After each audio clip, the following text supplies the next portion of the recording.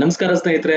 ನನ್ನ ಎಲ್ಲಾ ಯೂಟ್ಯೂಬ್ ನೇರ ಪ್ರಸಾರದ ಕಾರ್ಯಕ್ರಮ ವೀಕ್ಷಿಸುತ್ತಿರುವಂತಹ ಕರ್ನಾಟಕದ Modi care family, Modi care consultant, ನನ್ನ ರೈತ ಬಾಂಧವರು ಇವತ್ತು ಯಾರೆಲ್ಲ ಕನೆಕ್ಟ್ ಆಗಿದ್ದೀರಾ ಪ್ರತಿಯೊಬ್ಬರಿಗೂ ಸ್ವಾಗತ ಬಯಸ್ತಾ ಇದ್ದೀನಿ. ಮೋದಿ ಕೇರ್ ಫಾರ್ಮರ್ಸ್ ಫ್ರೈಡೆ ಅನ್ನುವಂತಹ ಕಾರ್ಯಕ್ರಮ. ಸೊ ನಮ್ಮೆಲ್ಲರಿಗೂ ಗೊತ್ತಿರುವ ಹಾಗೆ ಸಾಕಷ್ಟು ಜನರಿಗೆ ಪ್ರತಿ ಶುಕ್ರವಾರ ನಾವು ಫಾರ್ಮರ್ಸ್ ಫ್ರೈಡೆ ಅನ್ನೋ ಒಂದು ಥೀಮ್ ಕೆಳಗಡೆ ನಾವು ಮೋದಿ ಕೇರ್ನ ವತಿಯಿಂದ ಸಂಬಂಧಪಟ್ಟ ಕೆಲವು ಅಗ್ರಿಕಲ್ಚರ್ ಪ್ರಾಡಕ್ಟ್ ಗಳ ಬಗ್ಗೆ ನಾವು ಚರ್ಚೆ ಮಾಡ್ತಿರ್ತೀವಿ. ಉದ್ದೇಶ ಇಷ್ಟೇ, ನಮ್ಮ ಮೋದಿ ಕೇರ್ ಕಂಪನಿಗೆ ಪ್ರತಿನಿತ್ಯ ನೂರಾರು ಸಂಖ್ಯೆಯಲ್ಲಿ, ಸಾವಿರಾರು ಸಂಖ್ಯೆಯಲ್ಲಿ ಕನ್ಸಲ್ಟೆಂಟ್ಗಳು ಜಾಯ್ನ್ ಆಗ್ತಿರ್ತಾರೆ. ನನ್ನ ಹೊಸ ಸ್ನೇಹಿತರಿಗೆ, ನ್ಯೂ ಮೋದಿ ಕೇರ್ ಕನ್ಸಲ್ಟೆಂಟ್ಗಳಿಗೆ ಸಹಾಯಕಾರಿ ಆಗ್ಲಿ ಅಂತ ಹೇಳಿ ಈ ಒಂದು ಥೀಮ್ಸ್ ನನ್ನ ಪ್ರತಿ ವಾರ ಚಾಚು ತಪ್ಪದೆ ಕಂಡಕ್ಟ್ ಮಾಡ್ತಾ ಬರ್ತಾ ಇದೀವಿ. ಇವತ್ತು ಕೂಡ ಈ ಕಾರ್ಯಕ್ರಮದಲ್ಲಿ ನಾವು ತಿಳ್ಕೊಳ್ಳೋದಕ್ಕೆ ಅವಕಾಶ ಇದೆ ನನ್ನ ಹೊಸ ಒಂದು ಕನ್ಸಲ್ಟೆಂಟ್ ಸ್ನೇಹಿತರಿಗೆ. ಸೊ ಅತಿ ಶೀಘ್ರವಾಗಿ ಯೂಟ್ಯೂಬ್ ಲಿಂಕ್ ಅನ್ನ ಮತ್ತಷ್ಟು ಜನ ಯಾರ್ಯಾರು ನಿಮ್ಮ ತಂಡದಲ್ಲಿದ್ದಾರೆ ಕನೆಕ್ಟ್ ಮಾಡಿ.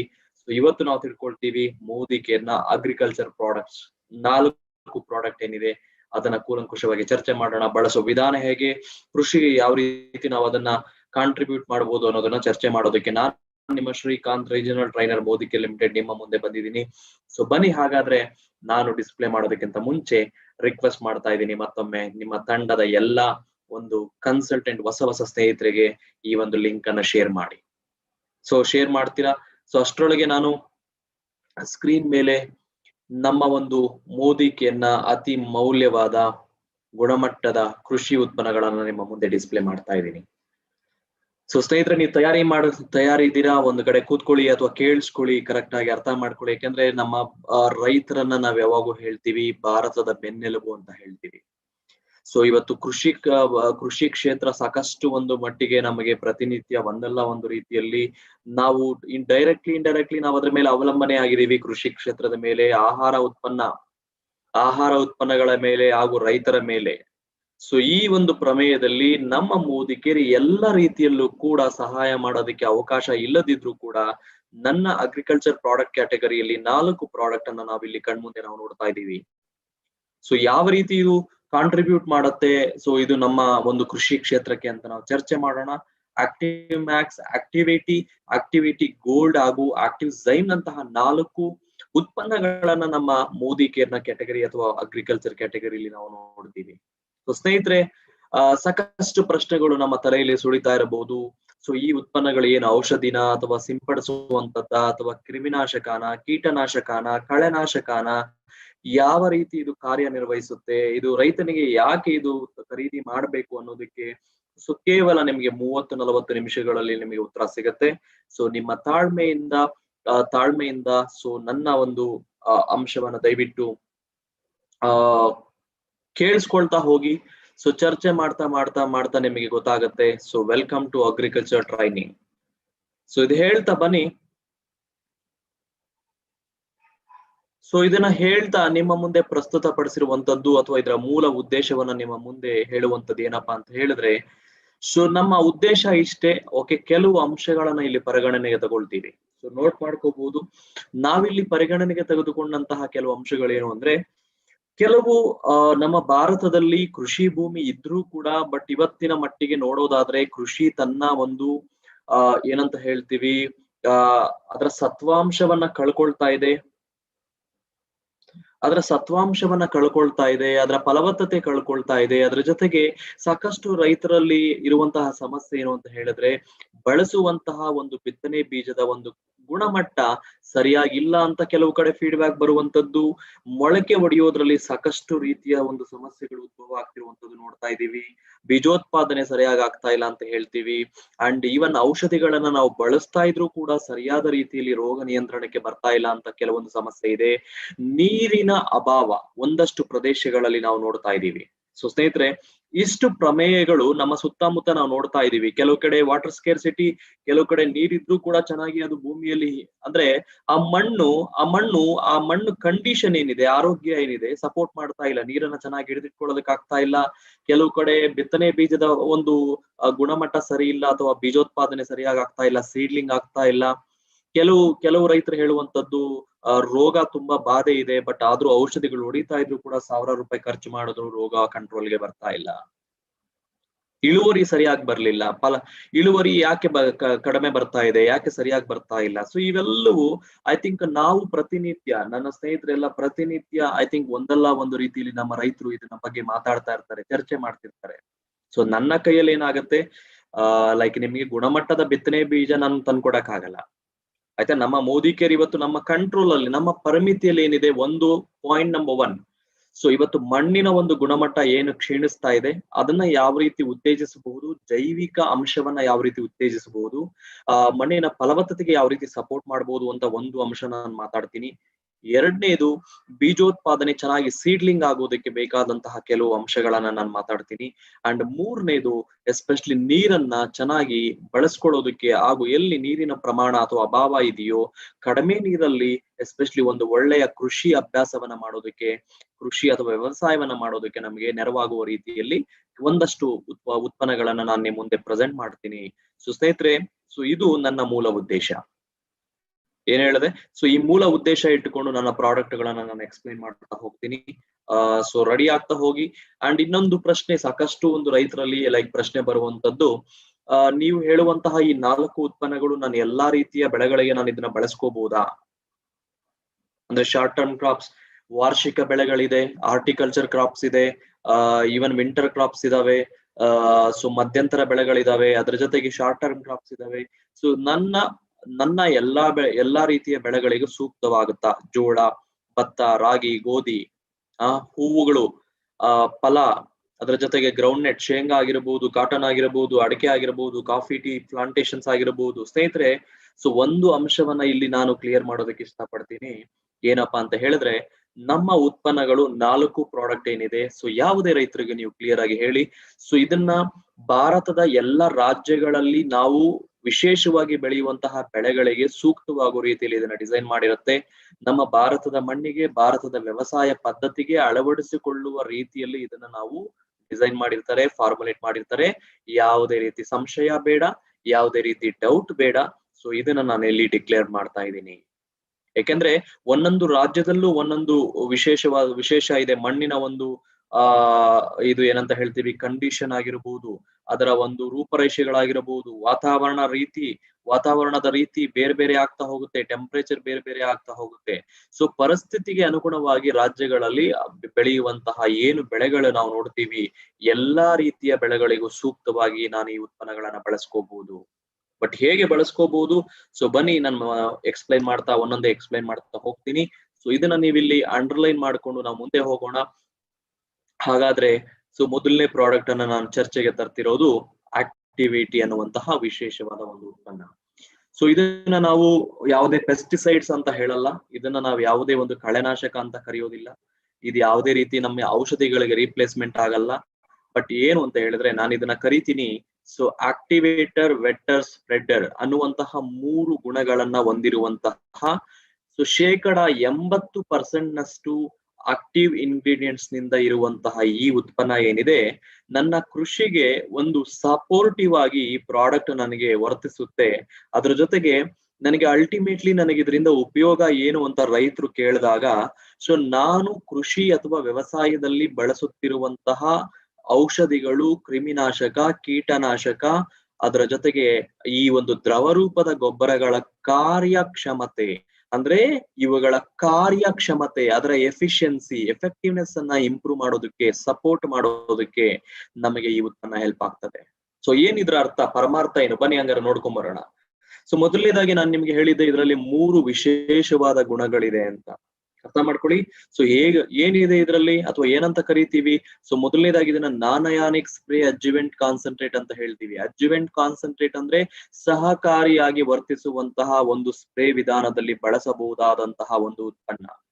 ಅಂಡ್ ಯಾವುದೇ ರೀತಿ ನಾವು ಬಳಸುವಂತಹ ಔಷಧಿಗಳ ಜೊತೆ ಒಂದು ರಾಸಾಯನಿಕ ಪ್ರಕ್ರಿಯೆಗಳನ್ನ ಯಾವುದೇ ರೀತಿ ರಿಯಾಕ್ಟ್ ಮಾಡದ ಹಾಗೆ ಸ್ವಾಭಾವಿಕವಾಗಿ ತನ್ನಲ್ಲಿರುವಂತಹ ಗುಣಗಳನ್ನ ಹೊರಗಡೆ ಹಾಕಿ, ಸೊ ನಾವು ಇದರ ಜೊತೆಗೆ ಯಾವ ಉತ್ಪನ್ನಗಳನ್ನ ಬಳಸುತ್ತೀವೋ ಅದರ ಕಾರ್ಯಕ್ಷಮತೆಯನ್ನು ವೃದ್ಧಿಸುವಂತಹ ಕಾರ್ಯ ಸೊ ಈ ಒಂದು ಉತ್ಪನ್ನ ಮಾಡತ್ತೆ. ಸೊ ಅದಕ್ಕೋಸ್ಕರ ಇದನ್ನ ಆಕ್ಟಿವೇಟರ್ ಅಂತ ಹೇಳ್ತೀವಿ. ಹೆಸರಲ್ಲೇ ಇದೆ. ಆಕ್ಟಿವೇಟ್ ಅಂದ್ರೆ ಏನು? ಕಾರ್ಯರೂಪಕ್ಕೆ ತರೋದು, ಅಥವಾ ಕಾರ್ಯ ಕ್ಷಮತೆಯನ್ನ ವೃದ್ಧಿಸುವುದು, ಅದರ ಪರ್ಫಾರ್ಮೆನ್ಸ್ ಅನ್ನ ಇನ್ಕ್ರೀಸ್ ಮಾಡೋದು, ಅಥವಾ ಅದರ ಒಂದು ಎಫೆಕ್ಟಿವ್ನೆಸ್ ಅನ್ನ ಇಂಪ್ರೂವ್ ಮಾಡ್ಕೊಡೋದು. ಸೊ ಯಾವುದರ ಎಫೆಕ್ಟಿವ್ನೆಸ್ ಅಥವಾ ಯಾವುದ್ರ ಜೊತೆ ನಾವು ಇದನ್ನ ಬಳಸಬಹುದು ಅದನ್ನ ನೋಡ್ತೀವಿ. ಸೊ ಎಸ್ಪೆಷಲಿ ರೈತರಿಗೆ ಗೊತ್ತೇ ಇದೆ, ಓಕೆ, ನಮ್ಮ ಎಲ್ಲಾ ಸ್ನೇಹಿತರಿಗೂ ಗೊತ್ತೇ ಇದೆ.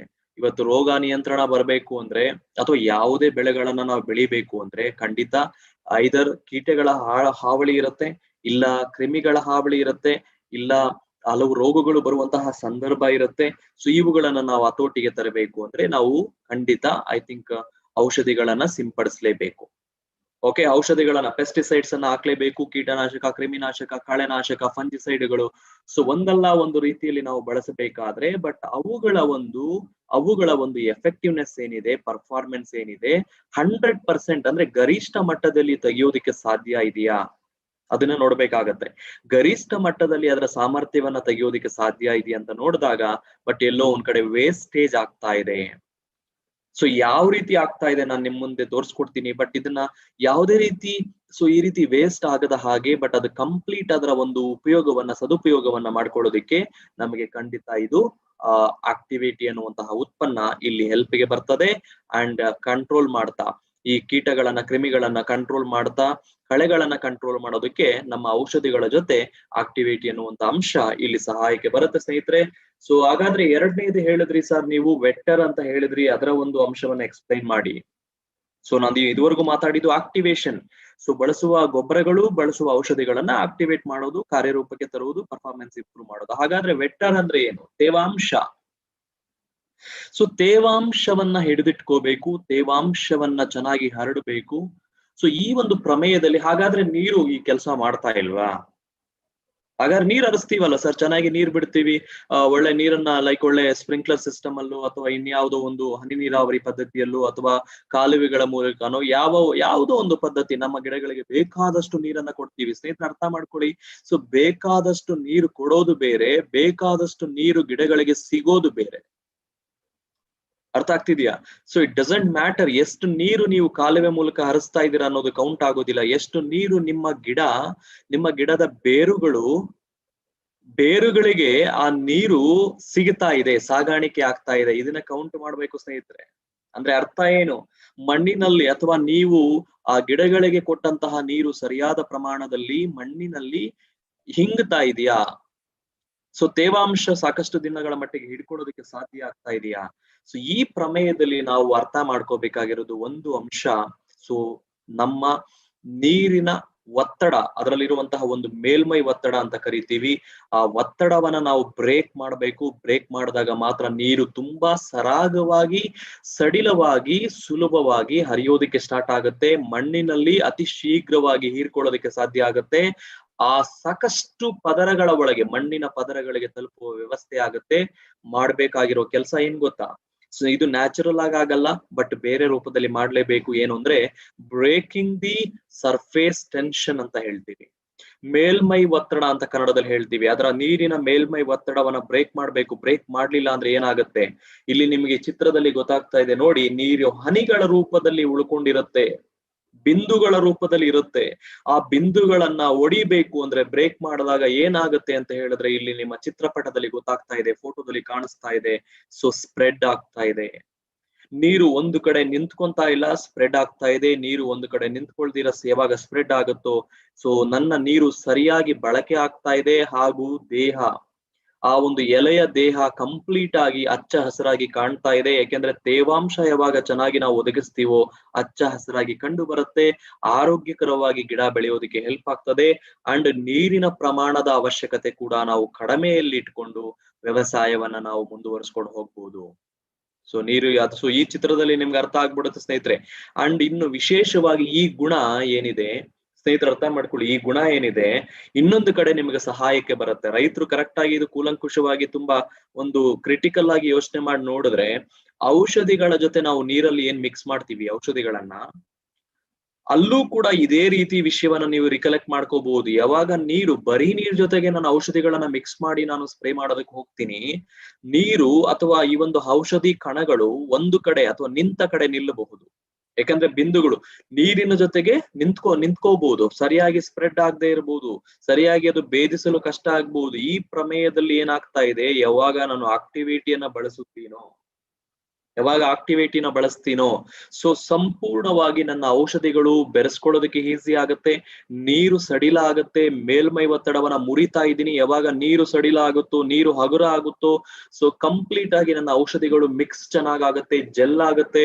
ಈಗ ನಾನು ಅದನ್ನ ಸ್ಪ್ರೇ ಮಾಡಿದಾಗ, ಅದನ್ನ ಸಿಂಪಡಿಸೋದಕ್ಕೆ ಹೋದಾಗ ತುಂಬಾ ಸುಲಭವಾಗಿ ಗಿಡದ ಅಥವಾ ಎಲೆಯ ಎಲ್ಲಾ ಭಾಗಗಳಿಗೂ, ಕಾಂಡದ ಎಲ್ಲಾ ಭಾಗಗಳಿಗೂ ಸೊ ಈ ಔಷಧಿಗಳು ಗರಿಷ್ಠ ಮಟ್ಟದಲ್ಲಿ ಭೇದಿಸಲು ಸಹಾಯಕಾರಿ.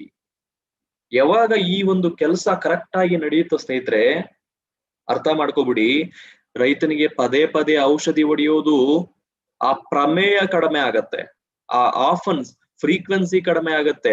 ಎರಡನೇದು, ಒಂದು ಸಲ ಹೊಡೆದ ಔಷಧಿಯನ್ನೇ ನಾನು ಕರೆಕ್ಟ್ ಆಗಿ ಕೆಲಸ ಮಾಡಿಸಿದ್ರೆ, ಪರ್ಫಾರ್ಮೆನ್ಸ್ ಅನ್ನ ತೋರಿಸಿದ್ರೆ ರೋಗಗಳು ಕಂಟ್ರೋಲ್ಗೆ ಬರ್ತದೆ.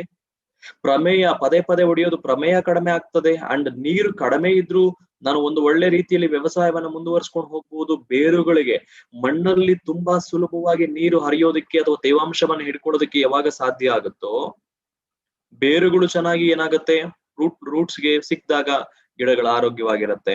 ಸೊ ಒಟ್ಟಾರೆ ಏನಾಗ್ತಾ ಇದೆ ಇಲ್ಲಿ, ಒಂದು ರೈತನಿಗೆ ಸಮಯ ಉಳಿತಾಯ ಆಗ್ಬೇಕು. ಪದೇ ಪದೇ ಯಾವಾಗ ಸಿಂಪಡಿಸೋದನ್ನ ಕಡಿಮೆ ಮಾಡ್ತಾನೋ ಸಮಯ ಸೇವ್ ಆಗುತ್ತೆ. ಎರಡನೇದು, ಖರ್ಚು ಕಡಿಮೆ ಮಾಡ್ಬೇಕು. ಸಾವಿರಾರು ರೂಪಾಯಿ ಖರ್ಚು ಮಾಡಿಕೊಂಡು ಔಷಧಿಗಳನ್ನ ಪದೇ ಪದೇ ಪ್ರತಿ ವಾರ ತಂದು ನಾನು ಅದನ್ನ ಸಿಂಪಡಿಸಬೇಕು ಅಂದ್ರೆ ನನ್ನ ಕೈಯಿಂದ ಎಷ್ಟು ಖರ್ಚಾಗ್ತಾ ಇದೆ, ಅದನ್ನ ಸೇವಿಂಗ್ಸ್ ಅನ್ನ ನಾನು ಮಾಡ್ಬೇಕು.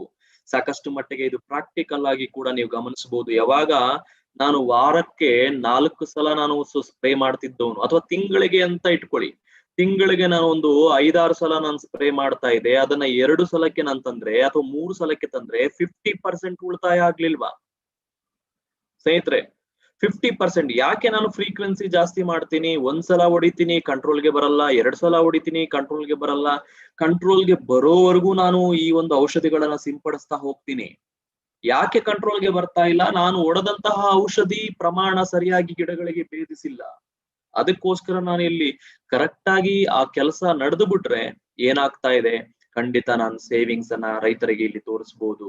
ಹಂಗಂತ ಹೇಳಿ ನಿಮ್ಮ ಪ್ರಾಡಕ್ಟ್ ಪರ್ಚೇಸ್ ಮಾಡ್ತಿದೀವಲ್ಲ, ನನ್ನ ಪ್ರಾಡಕ್ಟ್ ಪರ್ಚೇಸ್ ಮಾಡ್ತಿದ್ದೀರಾ ಸ್ನೇಹಿತರೆ, ಬಟ್ ಎಷ್ಟು ಪ್ರಮಾಣವನ್ನ ಬಳಸ್ತಾ ಇದ್ದೀರಾ ಗಮನಿಸಿ ನೋಡಿ. ಕಡಿಮೆ ಪ್ರಮಾಣದಲ್ಲಿ ನನ್ನ ಉತ್ಪನ್ನ, ಫಸ್ಟ್ ಆಫ್ ಆಲ್ ನನ್ನ pricing is very cost effective. And ನೋಡಿ, ಇಲ್ಲಿ ನಾನು ಒಮ್ಮೆಗೆ ನಾನು ಖರ್ಚು ಮಾಡುವುದು ಅಥವಾ ನಾನು ಖರ್ಚು ಮಾಡುವಂತಹ ಒಂದು ಈ ಉತ್ಪನ್ನದ ಪ್ರಮಾಣ ಬರೀ 5 ml ಒಂದು ಕ್ಯಾನ್ಗೆ, 15 ಲೀಟರ್ ಇರುವಂತಹ ಒಂದು ಮಿಶ್ರಣದ ಕ್ಯಾನ್ಗೆ ನಾನು 5 ml ಪ್ರಾಡಕ್ಟ್ ಅನ್ನ ಬಳಸ್ಕೊಂಡ್ರೆ ಸಾಕು. ಅರ್ಥ ಮಾಡ್ಕೊಳ್ಳಿ ಎಷ್ಟು ಕಡಿಮೆ ಖರ್ಚಲ್ಲಿ ನಾನು ಕೆಲಸ ಮುಗಿಸ್ಕೋಬಹುದು. ಸೊ ಯಾರ್ಯಾರು ಸಿಂಪಡಿಸೋದಕ್ಕೆ, ಸ್ಪ್ರೇ ಮಾಡೋದಕ್ಕೆ, ಸೊ ಎಗೈನ್ ರೈತರಿಗೆ ನೀವು ಹೇಳ್ಬೇಕಾಗಿರೋದಿಷ್ಟೇ, 5 ml for in 15 litres of water ನೀರಲ್ಲಿ ಮಿಕ್ಸ್ ಮಾಡಿಕೊಂಡು, ಔಷಧಿಗಳ ಜೊತೆ ಮಿಕ್ಸ್ ಮಾಡಿಕೊಂಡು ಅದನ್ನ ಸ್ಪ್ರೇ ಮಾಡೋದಕ್ಕೆ ಹೇಳಿ. ಖಂಡಿತ ಸೊ ಅದು ಒಳ್ಳೆ ಎಫೆಕ್ಟಿವ್ ಆಗಿ ಕೆಲಸ ಮಾಡ್ತದೆ. ಅಂಡ್ ಹರ್ಬಿಸೈಡ್, ಕಳೆನಾಶಕಗಳ ಜೊತೆ ಬರೀ 20 ml 15 ಲೀಟರ್ ಕ್ಯಾನ್ಗೆ. ಅಂಡ್ ಈವನ್ ನೀರಾವರಿಗೆ ನೀವು 1 ಸಲ ಬಳಸಿದ್ರೆ 21 ದಿವಸ ಮತ್ತೆ ನೀವು 15ರಿಂದ 21, 2 ವಾರ 3 ವಾರ ಮತ್ತೆ ನೀವು ನೀರಿನ ಜೊತೆಗೆ ಹಾಯಿಸ್ಬೇಕಂತ ಏನಿಲ್ಲ. ಇರಿಗೇಷನ್ ಪರ್ಪಸ್ಗೆ ಅಂದ್ರೆ ಭೂಮಿಯನ್ನ ತೇವ ಮಾಡೋದಕ್ಕೆ ನೀವ್ ಏನ್ ನೀರಿನ ಜೊತೆಗೆ ಬಿಡ್ತೀರಾ, ಪದೇ ಪದೇ ನೀವು ನೀರಿನ ಜೊತೆ ಬಿಡೋ ಅವಶ್ಯಕತೆ ಇಲ್ಲ. ಒಮ್ಮೆಲೆ ನೀವು ಆಕ್ಟಿವೇಟಿನ ನೀರಿನ ಜೊತೆಗೆ ಕಂಪ್ಲೀಟ್ ಆಗಿ ನಿಮ್ಮ ಜಮೀನಿಗೆ ಹರಡಿಸಿದ್ರೆ ಆದ್ರೆ 2 ವಾರ 3 ವಾರ ಅದು ಮಣ್ಣಲ್ಲೇ ಇರುತ್ತೆ. ಅರ್ಥ ಮಾಡ್ಕೊಳ್ಳಿ, 2 ವಾರ 3 ವಾರ 21 ದಿವಸದವರೆಗೂ ಅದು ಮಣ್ಣಲ್ಲೇ ಇರುತ್ತೆ. ನೀವ್ ಯಾವ್ದು ಪದೇ ಪದೇ ಮತ್ತೆ ನೀರಲ್ಲಿ ನೀವು ಅದನ್ನ ಮತ್ತೆ ಸಪ್ಲೈ ಮಾಡ್ಬೇಕಂತ ಏನಿಲ್ಲ. ಪ್ರತಿ ಸಲ ನೀರು ಹಾಯಿಸಿದಾಗ ಆ ಮಣ್ಣಲ್ಲಿ ಇರುವಂತಹ ಈ ಒಂದು ಆಕ್ಟಿವಿಟಿ, ಸರ್ಫ್ಯಾಕ್ಟೆಂಟ್ಗಳು, ಇಂಗ್ರೀಡಿಯೆಂಟ್ಸ್ ಏನಿದೆ, ಸೊ ತೇವವನ್ನ ಹಿಡಿದಿಟ್ಕೊಳ್ಳೋದಕ್ಕೆ ಸಹಾಯ ಮಾಡ್ತಿರತ್ತೆ. 3 ವಾರಕ್ಕೊಂದ್ಸಲ ನೀವು ಇದನ್ನ ಬಳಸ್ಕೊಂಡ್ರೆ ಸಾಕು. ಅಲ್ಲಿಗೆ ಖರ್ಚು ಕೂಡ ಇಲ್ಲೂ ಕೂಡ ನಾನು ಪದೇ ಪದೇ ಬಳಸ್ತಾ ಇಲ್ಲ. 1 ಎಕರೆ ಜಮೀನಿಗೆ ಅಥವಾ 1 ಲೀಟರ್ ನೀರಿಗೆ 2 ml ಆಕ್ಟಿವ್ ml ಅನ್ನ ಬಳಸ್ಕೊಂಡು ಗಿಡಗಳಿಗೆ ನೀವು ಆ ಪ್ರಮಾಣದಲ್ಲಿ ನೀವು ಅದನ್ನ ಬಳಸ್ಕೋಬಹುದು. ನೇರವಾಗಿ ಬುಡಗಳಿಗಾದ್ರೂ ಕೊಡಬಹುದು ಅಥವಾ ನೀರಿನ ಜೊತೆಗೆ ನೀವು ಅದನ್ನ ಬಿಡಬಹುದು, ಹೇಗಾದ್ರೂ ಮಾಡಿ. ಸೊ ಹೆಚ್ಚು ಕಡಿಮೆ 1 ಲೀಟರ್ ನೀರಿಗೆ 2 ml ಆಕ್ಟಿವಿಟಿ ಹೋಗ್ಬೇಕು ಅಂತ ಈ ಒಂದು ಇಲ್ಲಿ ಇರಿಗೇಷನ್ ಪರ್ಪಸ್ಗೆ ನಾವು ರೆಕಮೆಂಡ್ ಮಾಡುವಂತದ್ದು. ಸೊ ಸ್ನೇಹಿತರೆ ಅರ್ಥ ಮಾಡ್ಕೊಳ್ಳಿ, ಅಲ್ಲಿಗೆ ಇಷ್ಟು. ಯಾವಾಗ ರೈತನಿಗೆ ಒಳ್ಳೆ ತೇವಾಂಶ ಸಿಗ್ತಾ ಇದೆ, ಭೂಮಿಗೆ ನೀರು ಇಂಗ್ತಾ ಇದೆ, ಅಲ್ಲಿಗೆ ಔಷಧಿಗಳು ಚೆನ್ನಾಗಿ ಕಾರ್ಯಸಿದ್ಧಿ ಆಗ್ತಾ ಇದೆ, ಅಂಡ್ ಕಳೆನಾಶಕಗಳಿಗೆ ತುಂಬಾ ಎಫೆಕ್ಟಿವ್ ಆಗಿ ಕೆಲಸ ಮಾಡೋದಕ್ಕೆ ಸಹಾಯ ಮಾಡ್ತಾ ಇದೆ. ಸೊ ಈಗ ಹೇಳ್ಬಹುದು, ನೀವು ನಿಮ್ಮ ಅನಿಸಿಕೆಗಳನ್ನ ಯೂಟ್ಯೂಬ್ ಚಾಟ್ ಅಲ್ಲಿ ಹಾಕ್ಬಹುದು. ಖಂಡಿತ ಈ ಪ್ರಾಡಕ್ಟ್ ಅನ್ನ ನಾನು ರೈತನಿಗೆ ಹೇಳ್ಬಹುದಾ ಇಲ್ವಾ, ಅಥವಾ ಹೇಳ್ಬೇಕಾ ಬೇಡವಾ, ಅಥವಾ ನನಗೆ ಅವಶ್ಯಕತೆ ಇದೆಯಾ ಇಲ್ವಾ? ಮಾರ್ಕೆಟ್ ಅಲ್ಲಿ ಸಾಕಷ್ಟು ಪ್ರಾಡಕ್ಟ್ ಸಿಗಬಹುದು, ಬಟ್ ಈ ಗುಣಗಳೇನಿದೆ, 3 ಗುಣಗಳು 3 in 1 ಒಂದು ಫ್ಯಾಕ್ಟರ್ಸ್ ಏನಿದೆ, ಖಂಡಿತ ನನ್ನ ಪ್ರಾಡಕ್ಟ್ ಅಲ್ಲಿ ತುಂಬಾ ವಿಶೇಷವಾಗಿ ಕಾರ್ಯನಿರ್ವಹಿಸುತ್ತೆ. ಆಕ್ಟಿವೇಶನ್, ವೆಟ್ಟರ್ ಹಾಗೂ ಸ್ಪ್ರೆಡರ್, ಹರಡುವಿಕೆಯ ಕಾರ್ಯ, ತೇವಾಂಶವನ್ನು ಹಿಡಿದಿಡುವಿಕೆಯ ಕಾರ್ಯ ಹಾಗೂ ಆಕ್ಟಿವೇಟ್ ಮಾಡುವಂತಹ ಒಂದು ಕಾರ್ಯ 3 ರೂಪದಲ್ಲಿ ಮಾಡೋದ್ರಿಂದ ನನ್ನ ಪ್ರಾಡಕ್ಟ್ ವಿಶೇಷವಾಗಿ ಎದ್ದು ನಿಲ್ಲುತ್ತೆ. ಖಂಡಿತ ನಾವು ಹೆಚ್ಚು ರೈತರಿಗೆ ಇದರ ಬಗ್ಗೆ ಹೇಳ್ಬೋದು. And I would like to see, I think ಸಾಕಷ್ಟು ಜನ 100-110 ಜನ ನೀವು ಇದನ್ನ ಕಾರ್ಯಕ್ರಮವನ್ನ ನೋಡ್ತಾ ಇದ್ದೀರಾ. ಸೊ ಖಂಡಿತ ಇದರ ಉಪಯೋಗ ಹೇಗೆ ಮಾಡ್ತೀರಾ, ಅಥವಾ ಯಾರಾದ್ರೂ ಇದನ್ನ ಬಳಸಿದ್ರೆ ಸೊ ಇದರ ಒಂದು ಬೆನಿಫಿಟ್ಸ್ ಅನ್ನ ನೀವು ಹೇಗೆ ಕಂಡುಕೊಂಡಿದ್ದೀರಾ, ನಿಮ್ಮ ಅನಿಸಿಕೆಗಳನ್ನ ಪೋಸ್ಟ್ ಮಾಡಬಹುದು. ಯಾವ ರೂಪದ ಬೆಳೆಗಳಿಗೆ ನೀವು ಬಳಸ್ತಾ ಇದ್ದೀರಾ ಹಾಕ್ಬೋದು. ಸೊ ಯಾವ ರೀತಿ ಚೇಂಜಸ್ ಅನ್ನ ಅಥವಾ ಸೊ ಒಂದು ಟ್ರಾನ್ಸ್ಫಾರ್ಮೇಶನ್ ನಿಮ್ಮ ಬೆಳೆಗಳಲ್ಲಿ ಕಂಡುಕೊಂಡಿದ್ದೀರಾ, ಇದನ್ನ ಪೋಸ್ಟ್ ಮಾಡಬಹುದು. ಬೇರೆಯವ್ರಿಗೂ ಕೂಡ ತುಂಬಾ ಹೆಲ್ಪ್ ಆಗ್ತದೆ.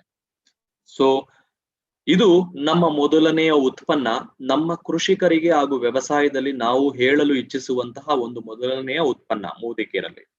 ಇನ್ನ ಇದೇ ರೀತಿ ಸಾಕಷ್ಟು ರೈತರು ನಮ್ಗೆ ಕೇಳುವಂತದ್ದು ಏನಪ್ಪಾ ಅಂತ ಹೇಳಿದ್ರೆ, ಸರ್ ಒಂದು ಒಳ್ಳೆ ಸಸ್ಯ ಮೂಲದಿಂದ ಅಥವಾ ನ್ಯಾಚುರಲ್ ಸೋರ್ಸ್ ಇಂದ ಉತ್ಪಾದನೆ ಮಾಡದಂತಹ ಬಟ್ ಇದೇ ಗುಣಗಳನ್ನ ಹೊಂದಿರುವಂತಹ ಯಾವ್ದಾದ್ರು ಉತ್ಪನ್ನ ಹೇಳಿ ಅಂತ ಹೇಳಿದಾಗ, ಸೊ ಸ್ನೇಹಿತರೆ ಇಲ್ಲಿ ನಾನು ಪರಿಚಯ ಮಾಡುವಂತಹ ಇನ್ನೊಂದು ಉತ್ಪನ್ನ ಆಕ್ಟಿವಿಟಿ ಗೋಲ್ಡ್ ಅನ್ನುವಂತಹ ಒಂದು ಉತ್ಪನ್ನ.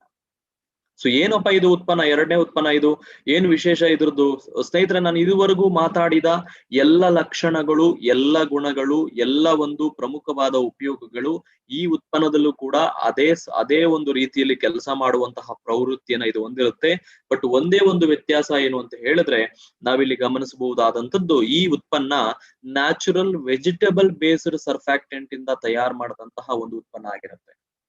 ಸೊ ವೆಜಿಟೇಬಲ್ ಬೇಸ್ಡ್ ಸರ್ಫ್ಯಾಕ್ಟೆಂಟ್ ಇಂದ, ಸೊ ಜಸ್ಟ್ ಅದಕ್ಕೋಸ್ಕರ ಇದನ್ನು ನಾವು ಬಳಸ್ಕೋಬಹುದು. ಎಕೋ ಫ್ರೆಂಡ್ಲಿ, ವಾತಾವರಣ ಸ್ನೇಹಿ, ಪರಿಸರ ಸ್ನೇಹಿ ಅಂತ ಹೇಳ್ತೀವಿ. ಸೊ ಬಯೋಡಿಗ್ರೇಡಬಲ್ ಪ್ರಾಡಕ್ಟ್ ಅಂತ ಹೇಳ್ತೀವಿ. ಸೊ ಯಾವುದೇ ನನ್ನ ಈ ಉತ್ಪನ್ನಗಳು ಕಂಪ್ಲೀಟ್ ಬೆಳೆಗಳ ಮೇಲೆ ಸೇಫ್ ಆಗಿರುತ್ತೆ. ನೀರನ್ನ ಹೀರ್ಕೊಳ್ಳೋದಕ್ಕೆ ತುಂಬಾ ಹೆಲ್ಪ್ ಆಗ್ತದೆ, ಸ್ಪ್ರೆಡ್ ಮಾಡೋದಕ್ಕೆ ಹೆಲ್ಪ್ ಆಗ್ತದೆ, ಆಕ್ಟಿವೇಟ್ ಮಾಡೋದಕ್ಕೂ ಕೂಡ ಹೆಲ್ಪ್ ಆಗ್ತದೆ.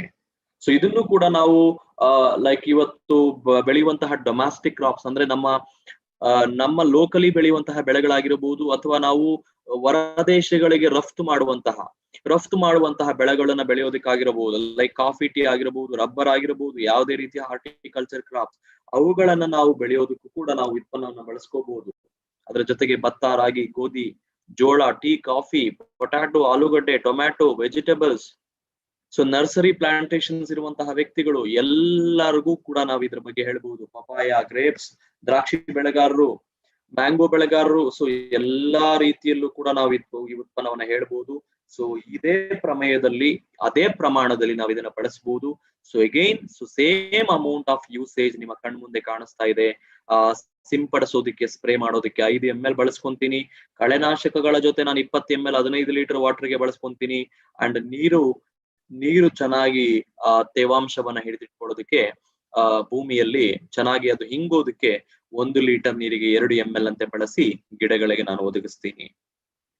ಸೊ ಈ ರೀತಿ ಅಂಶವನ್ನ ನೀವು ಎರಡನೇ ಪ್ರಾಡಕ್ಟ್ ಅಲ್ಲಿ ನೀವು ಕಂಡಿದ್ದೀರಾ. Natural and very plant based ingredients ಇಂದ ಉತ್ಪಾದನೆ ಮಾಡದಂತಹ, ಸೊ ಖಂಡಿತ ನಾನು ಇವಾಗ ಕನ್ನಡದಲ್ಲೇ ಹೇಳ್ತಾ ಇದ್ದೆ, ಹೂ ಬೆಳೆಗಾರರು ಅಂತ ಹೇಳಿದೆ, ಎಲ್ಲಾ ರೀತಿಯ ಬೆಳೆಗಳಿಗೂ ಇದನ್ನ ಸಿಂಪಡಿಸುವಂತದ್ದು. ಇದು ನಮ್ಮ ವಿಶೇಷವಾಗಿ ಒಂದಷ್ಟು ಏರಿಯಾವನ್ನ ರೈತರಿಗೆ ಸಹಾಯ ಮಾಡೋದಕ್ಕೆ. ಯಾವ್ಯಾವ ಏರಿಯಾ? ಸೊ ನೀರು ಕಡಿಮೆ ಪ್ರಮಾಣ ಇದ್ರೂ ಕೂಡ ಒಂದು ಒಳ್ಳೆ ಎಫೆಕ್ಟಿವ್ ಆಗಿ ನೀರನ್ನ ಬಳಸ್ಕೊಳ್ಳೋದಕ್ಕೆ ಹೆಲ್ಪ್ ಆಯ್ತು.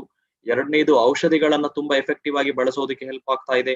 ಮೂರನೇದು, ಗೊಬ್ಬರಗಳನ್ನ ಚೆನ್ನಾಗಿ ಅದನ್ನ ಕಾರ್ಯಗತ ಮಾಡೋದಕ್ಕೆ ಕೂಡ ದ್ರವ ರೂಪದ ಗೊಬ್ಬರಗಳ ಜೊತೆ ಇದನ್ನ ಬಳಸಿ ಸ್ಪ್ರೇ ಮಾಡುವಂತದ್ದು. ನಾಲ್ಕನೇದು, ನಾವು ಮಾತಾಡೋದಾಗಿ ಕಳೆನಾಶಕಗಳ ಜೊತೆ, ಸೊ ಕಳೆನಾಶಕಗಳ ಜೊತೆ ಕೂಡ ನಾವು ಇದನ್ನ ಬಳಸ್ಕೊಳ್ಳುವಂತದ್ದು ನೋಡ್ತಾ ಇದೀವಿ. ಅಂಡ್ ಸ್ಪ್ರೆಡ್ ಚೆನ್ನಾಗಿ ಆಗ್ತಾ ಇದೆ, ಇದನ್ನು ನೀವು ಗಮನಿಸಬಹುದು. ಅಂಡ್ ಆಕ್ಟಿವೇಟ್ ಮಾಡುತ್ತೆ. ಅದಕ್ಕೋಸ್ಕರ ನಾವ್ ಇದನ್ನ ಹೆಚ್ಚು ರೈತರಿಗೆ ಪ್ರಮೋಟ್ ಮಾಡಬಹುದು. ಅಂಡ್ ರೈತರಿಗೆ ನಂಬಿಕೆ ಬರೋದಕ್ಕೆ ಒಂದು ಸೂತ್ರವನ್ನ ನಾನು ನಿಮಗೆ ಟಿಪ್ಸ್ ಅನ್ನ ಹೇಳ್ತೀನಿ. ಸೊ ಎಸ್ಪೆಷಲಿ ಯಾರಾದ್ರೂ ರೈತರು ತುಂಬಾ ಅನುಮಾನ ವ್ಯಕ್ತಪಡಿಸಿದ್ರೆ ಅಥವಾ ಏನಾದ್ರೂ ಭಯ ವ್ಯಕ್ತಪಡಿಸಿದ್ರೆ, ನೀವು ಒಂದು ಮಾತನ್ನ ಹೇಳ್ಬಹುದು, ಸಂಪೂರ್ಣವಾಗಿ ನಿಮ್ಮ ಜಮೀನಲ್ಲಿ ಅದನ್ನ ಬಳಸುವಂತಹ ಅವಶ್ಯಕತೆ ಇಲ್ಲ. ನಿಮ್ಮ ಜಮೀನು 1 ಎಕರೆ ಜಮೀನಿದ್ರೆ 1/4 ಭಾಗ ಮಾತ್ರ ನನ್ನ ಉತ್ಪನ್ನವನ್ನ ಸೇರಿಸಿ ನೀವು ವ್ಯವಸಾಯವನ್ನ ಮಾಡಿ, ಇನ್ನ ಮಿಕ್ಕ 3/4 ಭಾಗದ ಎಕರೆಯನ್ನ ನೀವು ಖಂಡಿತ ಏನಂತ ಹೇಳ್ತೀವಿ ಯಥಾ ಪ್ರಕಾರ ನೀವು ಮುಂದುವರಿಸಿ.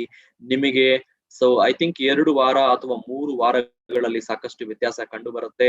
ನಿಮಗೆ ಖುಷಿಯಾದಲ್ಲಿ ಮುಂದುವರಿಸಿ. ನಿಮಗೆ ಖುಷಿಯಾದಲ್ಲಿ ಇನ್ನೊಂದಷ್ಟು ಅಕ್ಕಪಕ್ಕದ ರೈತರಿಗೆ ಇದನ್ನ ತಿಳಿಸ್ಕೊಡಿ. ಇಷ್ಟೇ ಮಾತನ್ನ ಹೇಳ್ಬಿಟ್ಟು ಬಂದ್ಬಿಡಿ, ಖಂಡಿತ ನಿಮ್ಮ ರೈತ ಐ ಥಿಂಕ್ ಆ ಮಾತಿಗೆ ಮರಳಾಗ್ತಾನೆ, ಆ ಮಾತನ್ನ ಒಪ್ತಾನೆ. ಯಾಕೆಂದ್ರೆ ಅಷ್ಟು ಧೈರ್ಯ ನಮಗೆ ಇದೆ. ಯಾಕೆಂದ್ರೆ ಸಾಕಷ್ಟು ಟೆಸ್ಟಿಮೋನಿಯಲ್ಸ್, ಒಂದು ರಿಸಲ್ಟ್ ಗಳನ್ನ ಕೃಷಿ ವಿಶ್ವವಿದ್ಯಾಲಯಗಳಲ್ಲಿ ಸಂಶೋಧನೆಗೆ ಒಳಪಡಿಸಿ ಇದನ್ನ ಸಾಕಷ್ಟು ನಾವು ನೋಡ್ಕೊಂಡಿರೋದು, ಕಂಡುಕೊಂಡಿರೋದು, ಪರ್ಸನಲಿ ಇದನ್ನ ಬಳಸಿ ನೋಡಿರುವಂತದ್ದು, ಸಾಕಷ್ಟು ರೈತರ ಜೊತೆ ಚರ್ಚೆ ಮಾಡಿ ತಿಳ್ಕೊಂಡಿರುವಂತಹ ಅಂಶಗಳನ್ನ ನಿಮಗೆ ಹೇಳ್ತಾ ಇದ್ದೀವಿ. ಸೊ ಯಾವುದೇ ರೀತಿ ಭಯಭೀತಿ ಬೇಡ. ಸೊ ಇದನ್ನ ಬಳಸುವ ವಿಧಾನವನ್ನ ಇಲ್ಲಿ ನಾವು ಮನದಟ್ಟು ಮಾಡ್ಕೊಂಡಿದೀವಿ. ಸೊ ಇದಾದ್ಮೇಲೆ ನಾವು ಬಳಸುವಂತದ್ದು ಮೂರನೇ ಅಂಶ. ಸೊ ಮೂರನೇ ಅಂಶ ಏನಪ್ಪಾ ಅಂತ ಹೇಳಿದ್ರೆ ಆಕ್ಟಿವ್ಸೈಮ್ ಅಂತ ಹೇಳುವಂತದ್ದು. ಸೊ ಆಕ್ಟಿವ್ಸೈಮ್ ಅನ್ನ ಚರ್ಚೆ ಮಾಡೋದಕ್ಕಿಂತ ಮುಂಚೆ ಸ್ನೇಹಿತರೆ, ಇಲ್ಲಿ ಒಂದು ಸಮಸ್ಯೆಯನ್ನ ನಿಮ್ಮ ಮುಂದೆ ನಾನು ತರ್ತಾ ಇದ್ದೀನಿ. ಏನ್ ಸಮಸ್ಯೆ ಅಂತ ಹೇಳಿದ್ರೆ, ನಮ್ಮೆಲ್ಲರಿಗೂ ಗೊತ್ತಿರೋ ಹಾಗೆ ಆಕ್ಚುಲಿ ನಮ್ಮ ಮಣ್ಣಲ್ಲಿ ಐ ಥಿಂಕ್ ಸಾಕಷ್ಟು ರಾಸಾಯನಿಕಗಳನ್ನ ಸೇರಿಸ್ಬಿಟ್ಟಿದೀವಿ. ಐ ಥಿಂಕ್ ಜೀವರಾಶಿ ತುಂಬಾ ಕಡಿಮೆ ಆಗ್ತಾ ಇದೆ. ರೈಟ್? ಜೀವರಾಶಿ ಅಂದ್ರೆ ಇನ್ಕ್ಲೂಡಿಂಗ್ ರೈಟ್ ಫ್ರಮ್ ದಿ ಎರೆಹುಳ. ನೀವು ಗಮನಿಸಿ ನೋಡಿ, ಆಕ್ಚುಲಿ ಎರೆಹುಳ ಮೊದಲಿದ್ದಷ್ಟು ನಮ್ಮ ಮಣ್ಣಲ್ಲಿ ಇಲ್ಲ ಈಗ. ಓಕೆ, ಅಂಡ್ ಮಣ್ಣಿನಲ್ಲಿ ಇರಬೇಕಾದಂತಹ ರೈತ ಸ್ನೇಹಿ ಬ್ಯಾಕ್ಟೀರಿಯಾಗಳ ಪ್ರಮಾಣ ಕಡಿಮೆ ಆಗ್ತಾ ಇದೆ.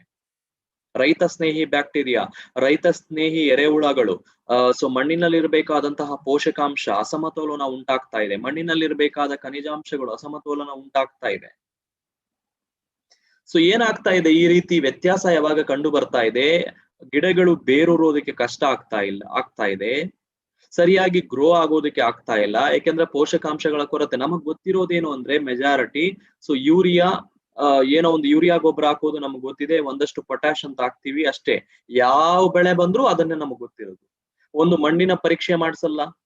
ಐ ಥಿಂಕ್ ರೈತರನ್ನ ಕೇಳಿ, ಆಕ್ಚುಲಿ ಮಣ್ಣಿನ ಪರೀಕ್ಷೆ ಮಾಡಿಸೋದು ತಾತ್ಸಾರ, ತುಂಬಾನೇ ವಿರಳ. ಆಕ್ಚುಲಿ ಪ್ರತಿ ಅಟ್ಲೀಸ್ಟ್ 6 ತಿಂಗಳಿಗೆ ಒಂದ್ಸಲ ಆದ್ರೂ, ಅಥವಾ ಅಟ್ಲೀಸ್ಟ್ ವರ್ಷಕ್ಕೆ ಒಂದ್ಸಲ ಮಾಡಿಸೋರು ಕೂಡ ಇಲ್ಲ. ಮಣ್ಣಿನ ಪರೀಕ್ಷೆ ಮಾಡ್ಬೇಕಾಗತ್ತೆ, ತಿಳ್ಕೋಬೇಕು ಆಕ್ಚುಲಿ ಮಣ್ಣಲ್ಲಿ ಏನಿದೆ ಏನಿಲ್ಲ, ಎಷ್ಟಿದೆ, ಎಷ್ಟು ಪ್ರಮಾಣದಲ್ಲಿ ನಾನು ಹಾಕ್ಬೇಕು. ಸುಮ್ನೆ ಖರ್ಚು ಮಾಡ್ಬಿಟ್ಟು ಒಂದಷ್ಟು ಗೊಬ್ಬರಗಳನ್ನ ಎಸೆದು ಬಿಟ್ರೆ ನಮ್ಮ ಗಿಡ ತಗೊಳ್ಳೋದಿಲ್ಲ. ಗಿಡಕ್ಕೆ ಏನ್ ಬೇಕೋ ಅದು ತಗೊಳುತ್ತೆ, ಮಿಕ್ಕಿದ್ದು ಬಿಟ್ಬಿಡುತ್ತೆ. ಅಂಡ್ ಎಲ್ಲವೂ ನಮಗೆ ಮಣ್ಣಿಗೆ ಸೇರಿಸ್ತಾ ಹೋದಾಗ ಪ್ಲಾಸ್ಟಿಕ್ ಗೊಬ್ಬರಗಳು ಜಾಸ್ತಿ ಆಗ್ತಾ ಇದೆ. ಪ್ಲಾಸ್ಟಿಸಿಟಿ ಯಾವಾಗ ಮಣ್ಣಿಗೆ ಸೇರ್ತಾ ಇದೆಯೋ ಅದು ಕೂಡ ನಾವು ಹಾಳು ಮಾಡ್ತಾ ಇದೀವಿ. ಸೊ ಈ ರೀತಿ ನಡಿಬೇಕಾದ್ರೆ ಮಣ್ಣಿನ ಫಲವತ್ತತೆ, ಮಣ್ಣಿನ ಜೀವರಾಶಿಯನ್ನ ವೃದ್ಧಿ ಮಾಡಬೇಕು, ಮಣ್ಣಿನಲ್ಲಿ ಪೋಷಕಾಂಶವನ್ನು ನಾವು ಇಂಪ್ರೂವ್ ಮಾಡ್ಬೇಕು, ಅದರ ಸಾಂದ್ರತೆಯನ್ನು ಇಂಪ್ರೂವ್ ಮಾಡ್ಬೇಕಾಗತ್ತೆ. ಆ ಪ್ರಮೇಯದಲ್ಲಿ ನಾವು ನೋಡ್ಬೇಕಾಗಿರೋದು ಸ್ನೇಹಿತರೆ, ಆಕ್ಟಿವ್ಸೈಮ್ ಅನ್ನುವಂತಹ ಉತ್ಪನ್ನವನ್ನ ನಾವು ಖಂಡಿತ ಇಲ್ಲಿ ಗಮನಕ್ಕೆ ತರ್ತಾ ಇದ್ದೀನಿ. ಸೊ ಇದರಲ್ಲಿ ಏನಿದೆ ನೋಡ್ಕೊಂಡ್ ಬರೋಣ, ಯಾವ ರೀತಿ ಹೆಲ್ಪ್ ಆಗತ್ತೆ. ಸೊ ಜಸ್ಟ್ ಅದನ್ನ ನಾವು ನೋಡ್ತಾ ಹೋಗ್ಬೋದು. ಸೊ ಪ್ರಭು ಅವರೇ, ಎಸ್, ಥ್ಯಾಂಕ್ ಯು. ಹೆಸರು ಬೆಳೆಗೆ ಬಳಸಿದ್ದೀರಾ, ಎಸ್ ಉಪಯೋಗಿಸಿ ಖಂಡಿತ. ಸೊ ಈ ಪ್ರಮೇಯದಲ್ಲಿ ಏನಿದೆ ಸರ್ ಹಾಗಾದ್ರೆ, ನೀವು ಯಾವ ರೀತಿ ಮಣ್ಣಿನ ಫಲವತ್ತತೆ ವೃದ್ಧಿ ಮಾಡ್ತೀರಾ? ಸೊ ಯಾವ ರೀತಿ ನೀವು ಜೀವರಾಶಿಗೆ ಹೆಲ್ಪ್ ಆಗತ್ತೆ, ಅಥವಾ ಈ ಪ್ರಾಡಕ್ಟ್ ಅಲ್ಲಿ ಏನಂತ ಒಂದು ವಿಶೇಷತೆ ಇದೆ ನೋಡ್ಕೊಂಡ್ ಬರೋಣ ಹಾಗಾದ್ರೆ. ಸೊ ಆ ರೀತಿ ನೋಡ್ಕೊಂಡ್ ಬರೋದಾದ್ರೆ, ಮೊದಲನೇದಾಗಿ ನಾನು ಈ ಪ್ರಾಡಕ್ಟ್ ಅನ್ನ ಕರೆಯುವುದು, ಅಥವಾ ಇದರಲ್ಲಿ ಇರುವಂತಹ ಮುಖ್ಯವಾದ ಅಂಶ ಏನು ಅಂದ್ರೆ, ಇದರಲ್ಲಿರುವಂತಹ ಮುಖ್ಯವಾದ ಒಂದು ಅಂಶ ಮೆರೈನ್ ಆಲ್ಗೆ ಅಂತ ನಾವು ಕರಿತೀವಿ, ಅಥವಾ ಸೀವೀಡ್ ಎಕ್ಸ್ಟ್ರಾಕ್ಟ್ ಅಂತ ಹೇಳ್ತೀವಿ. ಸಮುದ್ರದ ಕಳೆ ಅಂತ ನಾವು ಕರಿಬಹುದು, ಸಮುದ್ರದ ಒಂದು ಆಲ್ಗೆ ಅಂತ ನಾವು ಕರಿಬಹುದು. ಸೊ ತಿಳಿ ನೀರಿನಲ್ಲಿ ಮಾಲಿನ್ಯ ರಹಿತ ವಾತಾವರಣದಲ್ಲಿ ಇರುವಂತಹ ವಿಶೇಷವಾದ ಪದಾರ್ಥಗಳು ಈ ಒಂದು ಸೀವೀಡ್, ಸಾಗರದ ಪಾಚಿ ಅಥವಾ ಸಮುದ್ರದ ಪಾಚಿ ಅಥವಾ ಸಮುದ್ರದ ಕಳೆಯ ಸಸ್ಯಗಳು. ಈ ರೀತಿ ನೀವು ಯಾವ್ದು ಬೇಕಾದ್ರೂ, ಯಾಕಂದ್ರೆ ಸಾಕಷ್ಟು ಸಾವಯವ ಪೋಷಕಗಳ ಆಗರ ಅಂತ ನಾವ್ ಇದನ್ನ ಕರಿತೀವಿ ಸೀವೀಡ್ ಅನ್ನ. ಸೊ ಮತ್ತೊಮ್ಮೆ ಅಂಡರ್ಲೈನ್ ಮಾಡ್ಕೊಳ್ಳಿ, ಸಾವಯವ ಪೋಷಕಗಳ ಆಗರ ಅಂತ ನಾವ್ ಇದನ್ನ ಕರಿತೀವಿ, ಆರ್ಗಾನಿಕ್ ಸ್ಟೋರ್ ಅಂತ ಇಂಗ್ಲಿಷ್ ಅಲ್ಲಿ ಹೇಳ್ತೀವಿ. ಸೊ ಬೇಸಿಕಲಿ ಈ ಆಗರ ಏನು ಅಂದ್ರೆ, ಆಗರ ಅಂದ್ರೆ ಏನು, ಖಜಾನೆ. ಓಕೆ, ಖಜಾನೆ ಯಾವ್ದಕ್ಕೆ ಖಜಾನೆ? ಸಾಕಷ್ಟು ಪೋಷಕಾಂಶಗಳು, ಗಿಡಗಳು ಬೆಳೆಯೋದಿಕ್ಕೆ ಏನ್ ಬೇಕು, ಮಣ್ಣಿನಲ್ಲಿ ಏನ್ ಸೇರ್ಬೇಕು, ಖನಿಜಾಂಶಗಳು ನಾವು ಮೇಂಟೈನ್ ಮಾಡ್ಬೇಕಾಗತ್ತೆ. ಅದನ್ನ ಖಂಡಿತ ನಾವ್ ಈ ಪ್ರಾಡಕ್ಟ್ ಅಲ್ಲಿ ಎಕ್ಸ್ಪೆಕ್ಟ್ ಮಾಡ್ತೀವಿ. ಸೊ ವಿಶೇಷವಾಗಿ ಯಾವ್ಯಾವ ಏರಿಯಾದ ಮೇಲೆ ಇದು ಪ್ರಭಾವ ಬೀರುತ್ತೆ ಅಂದ್ರೆ ನಾನು ಮುಂದಿನ ಸ್ಲೈಡ್ ಅಲ್ಲಿ ಹೇಳ್ತೀನಿ.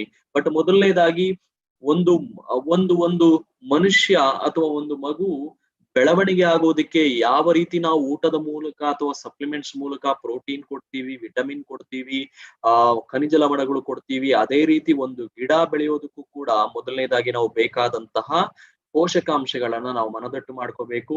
ಈ ಉತ್ಪನ್ನದಲ್ಲೂ ಕೂಡ ಗಿಡ ಬೆಳವಣಿಗೆಗೆ ಸಹಾಯಕಾರಿಯಾಗುವಂತಹ 60ಕ್ಕೂ ಅಧಿಕ ಖನಿಜ ಲವಣಗಳು ಈ ಒಂದು ಆಗರದಲ್ಲಿದೆ, ಈ ಒಂದು ಮೂಲದಲ್ಲಿದೆ.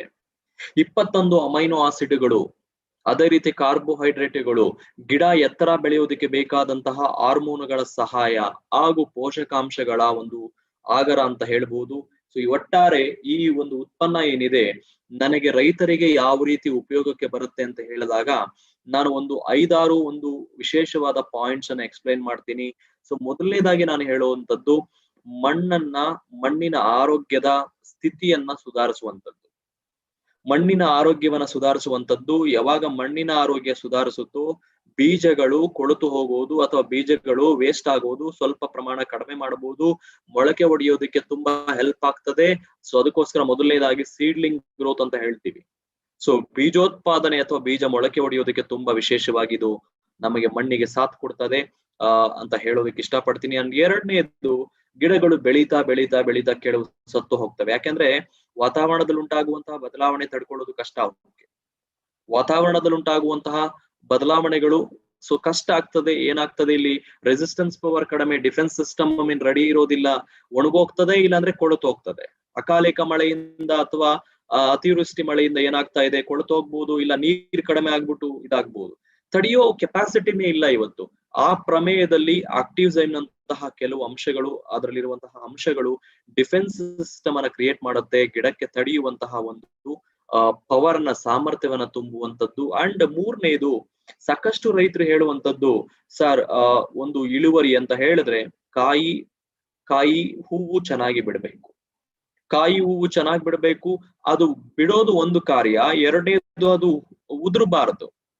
ಸೊ ಇದು ರೈತರಿಗೆ ತುಂಬಾ ದೊಡ್ಡ ಸಮಸ್ಯೆ ಆಗಿ ಪರಿಣಮಿಸ್ತಾ ಇದೆ. ಸೊ ಏನು ಒಂದು ಕಡೆ ಕಾಯಿ ಚೆನ್ನಾಗಿ ಬಿಟ್ರು, ಹೂ ಚೆನ್ನಾಗಿ ಬಿಟ್ರು, ಕಾಲಕ್ರಮೇಣ ಉದುರೋಗೋದು, ಸೊ ರಾಲೋಗೋದು ಅಂತ ಹೇಳ್ತೀವಿ, ಫ್ಲವರ್ ಫಾಲ್ ಅಂತ ಹೇಳ್ತೀವಿ, ಫ್ರೂಟ್ ಡ್ರಾಪ್ ಅಂತ ಹೇಳ್ತೀವಿ.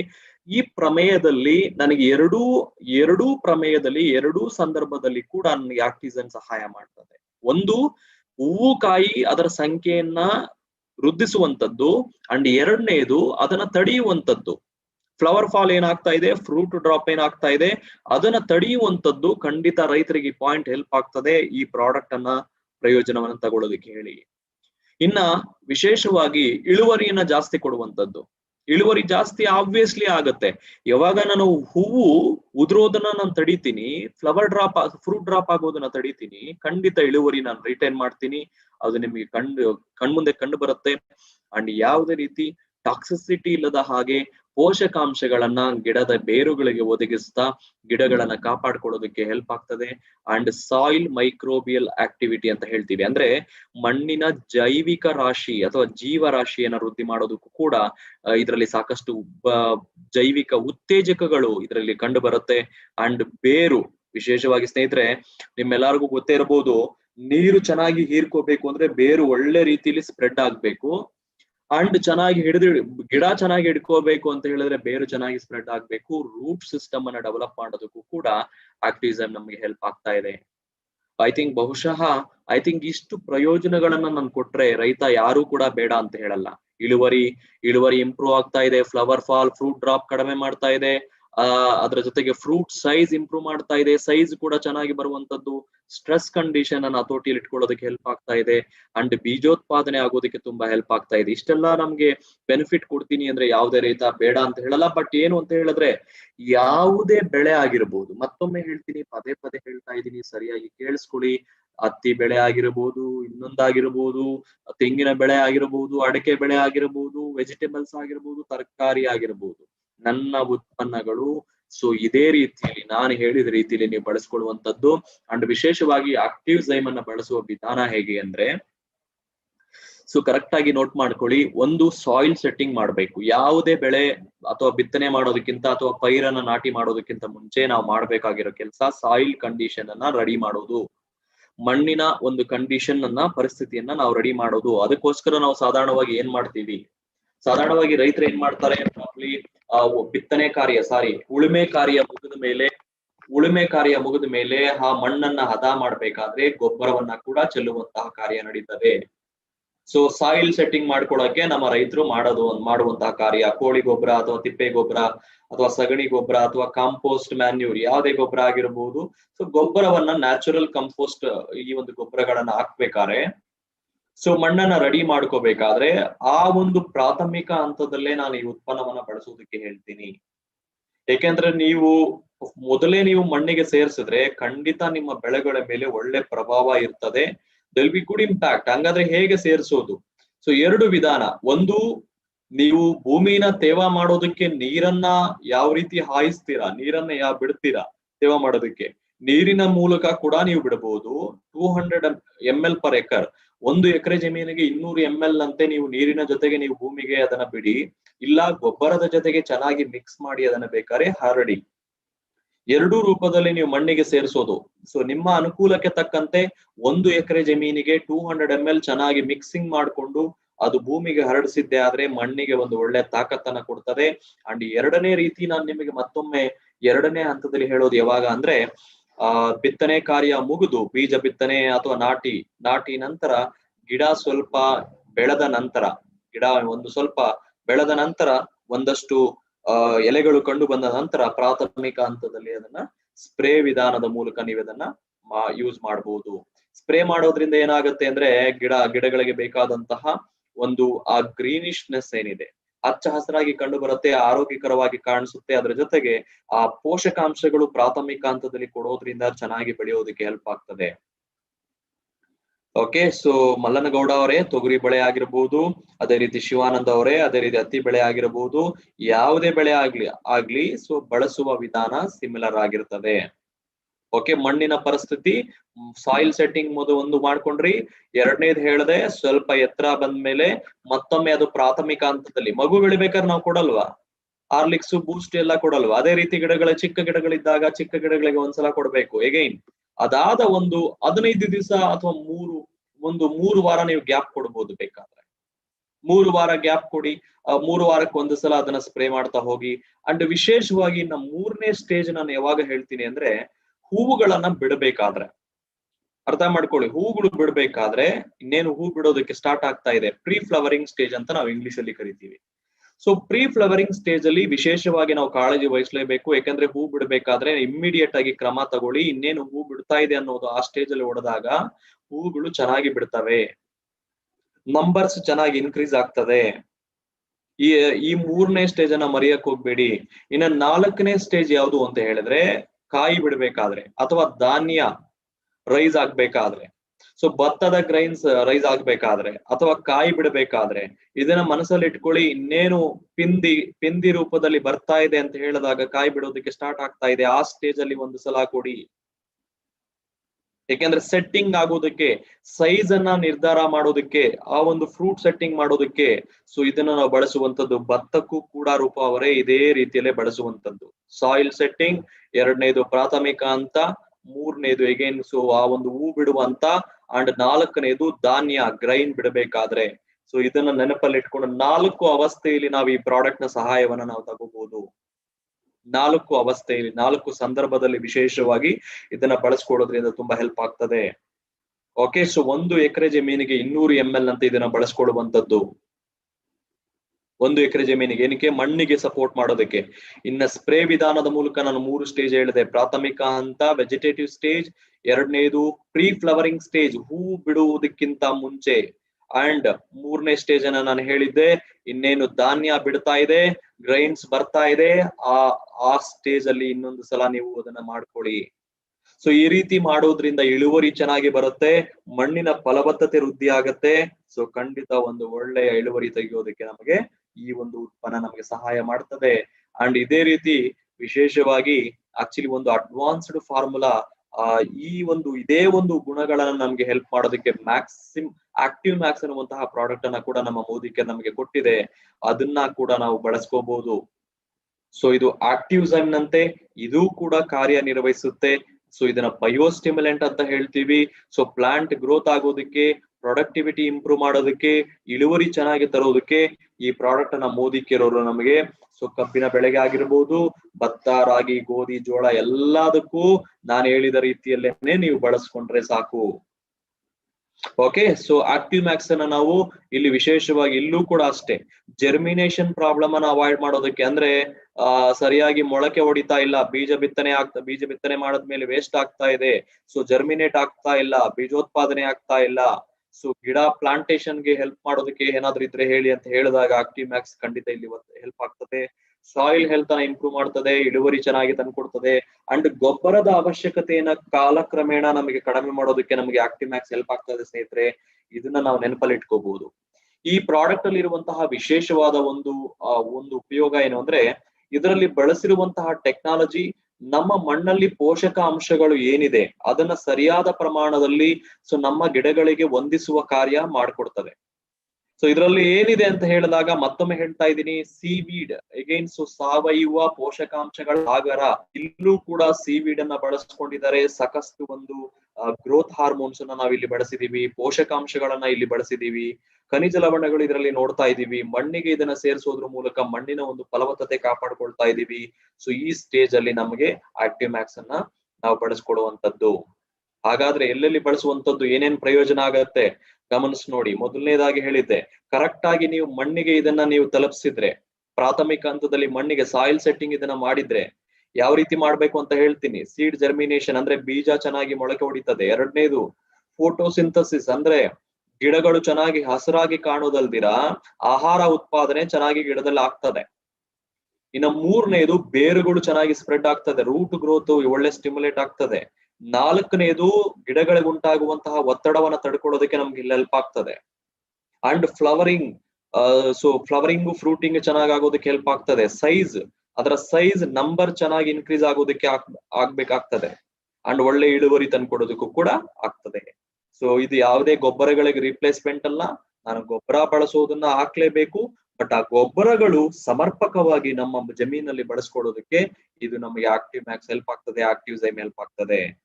ಅಂಡ್ ಕಾಲಕ್ರಮೇಣ ಮಹೇಶ್ ಅವರೇ, ನೀವು ಬಳಸುವಂತಹ ಗೊಬ್ಬರದ ಪ್ರಮಾಣ ಏನಿದೆ ಕಡಿಮೆ ಮಾಡಬಹುದು. ಯಾಕೆಂದ್ರೆ ಯಾವಾಗ ನಾನು ಬಳಸಿದಂತಹ ಗೊಬ್ಬರನೇ ನನ್ನ ಮಣ್ಣಲ್ಲಿ ಚೆನ್ನಾಗಿ ಕಾರ್ಯನಿರ್ವಹಿಸ್ತಾ ಇದೆ, ಪದೇ ಪದೇ ನಾನು ಗೊಬ್ಬರ ಹಾಕ್ಬೇಕಾದ ಅವಶ್ಯಕತೆ ಬರೋದಿಲ್ಲ. ನನ್ನ ಮಣ್ಣಲ್ಲಿ ಸಾವಯವ ಜೈವಿಕ ಅಂಶಗಳು ಯಾವಾಗ ವೃದ್ಧಿ ಆಗತ್ತೆ, ಕಾಲಕ್ರಮೇಣ ನಾನು ಗೊಬ್ಬರಗಳನ್ನ ಕಡಿಮೆ ಮಾಡಬಹುದು. ನನ್ನ ಭೂಮಿ ಪರಿವರ್ತನೆ ಆಗುತ್ತೆ. That is the possibility. Active Max ನ ಒಂದು ದೂರವಾಗಿ ನಾನು ದೂರ ಆಲೋಚನೆ ನಾನು ಮಾಡೋದಾದ್ರೆ ನನ್ನ ಭೂಮಿ ಪರಿವರ್ತನೆ ಆಗೋದ್ರಿಂದ ಅನವಶ್ಯಕವಾಗಿ ನಾನು ಹಾಕ್ಬೇಕಾದಂತಹ ಗೊಬ್ಬರದ ಪ್ರಮಾಣ ಕಡಿಮೆ ಮಾಡ್ಕೋಬಹುದು. ಈ ಮೂಲಕ ನಾನು ಬೆನಿಫಿಟ್ ಅನ್ನ ತಗೋಬಹುದು. ಕಂಪ್ಲೀಟ್ ಆಗಿ ರೀಪ್ಲೇಸ್ ಮಾಡಬಾರ್ದು. ಬಟ್ ಮತ್ತೊಮ್ಮೆ ಅರ್ಥ ಮಾಡಿಸ್ತಾ ಇದ್ದೀನಿ. ಇದರ ಪ್ರಮೇಯ ಅಥವಾ ಇದನ್ನ ಬಳಸುವ ಒಂದು ಸ್ಟೇಜಸ್ ಅಥವಾ ಯಾವ ಹಂತದಲ್ಲಿ ನಾನು ಇದನ್ನ ಬಳಸ್ಕೋಬಹುದು, ಇಲ್ಲ ನಿಮ್ಮ ಕಣ್ಮುಂದೆ ಕಾಣಿಸ್ತಾ ಇದೆ. ನಾನು ಅವಾಗೆ ಹೇಳಿದೆ, ಪ್ರಾಥಮಿಕ ಹಂತ.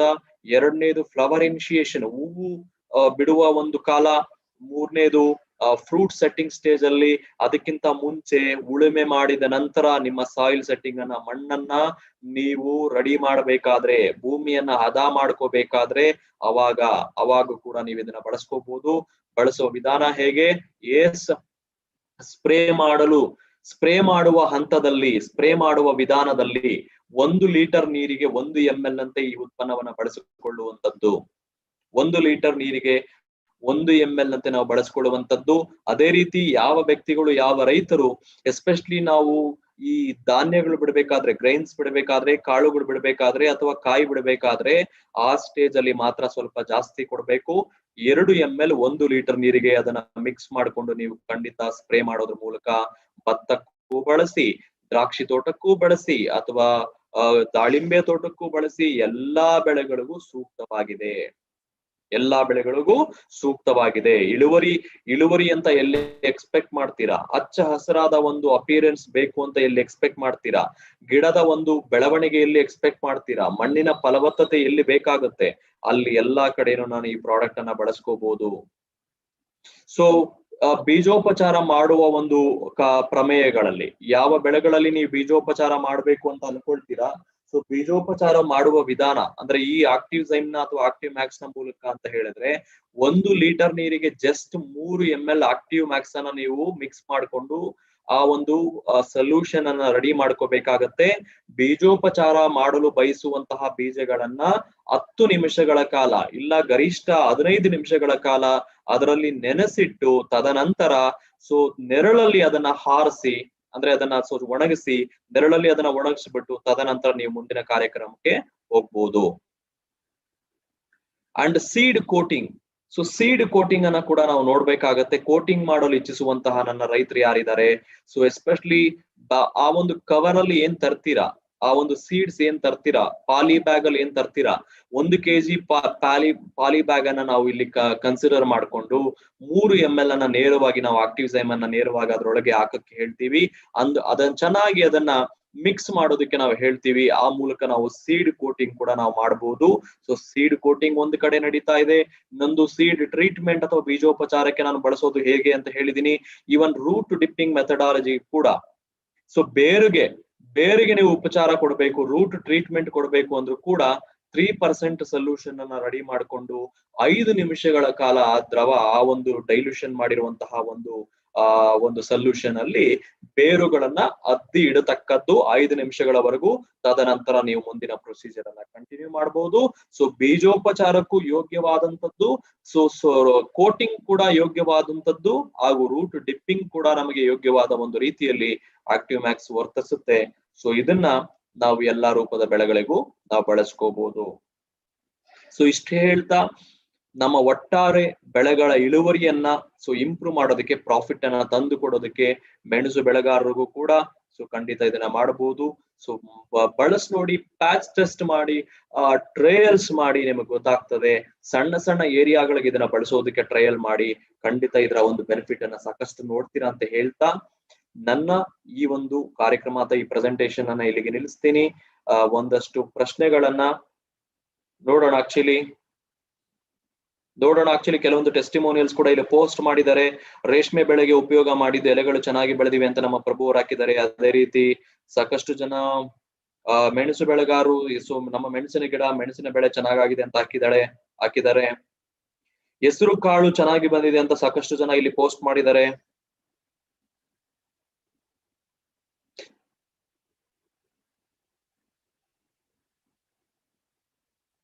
ಸೊ ಅದೇ ರೀತಿ ತೆಂಗು ಬೆಳೆಗಾರರು ಸಾಕಷ್ಟು ಜನ ಟ್ರೈ ಮಾಡಿದೀವಿ ಅಂತ ಪೋಸ್ಟ್ ಮಾಡಿದ್ದಾರೆ.